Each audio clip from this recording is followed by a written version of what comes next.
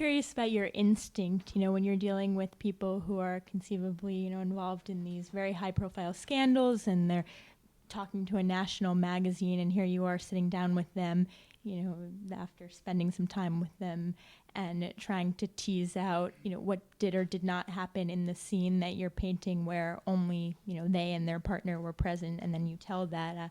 How have you developed that kind of feeling of whether they're bluffing or not? One way I think I do it is, as I said, I gather a lot of information, and one thing that I do is,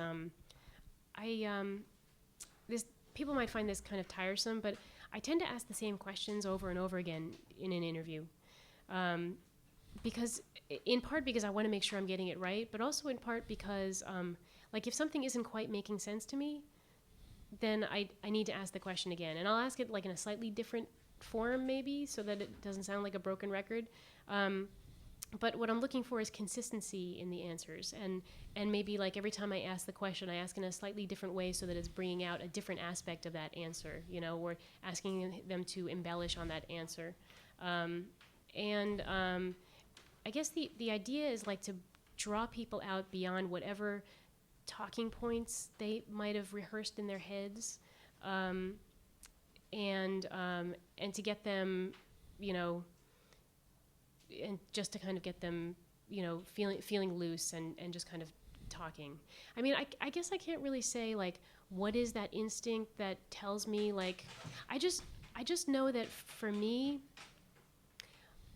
my tendency is to believe people. I have a healthy dose of skepticism, but I think I'm a person who my default mode is you're probably telling the truth.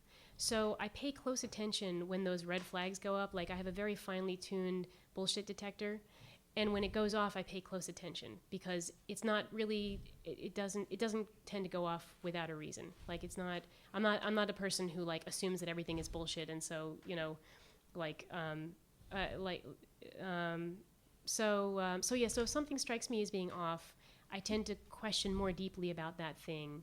And then sometimes I haven't always made up my mind by the end of that interview. I may have to sit back and go through the transcript again. And sometimes it's interesting when you read the transcript and you've eliminated that person's voice and mannerisms and everything else, and you just read their words, sometimes it becomes so clear. So. If I may ask another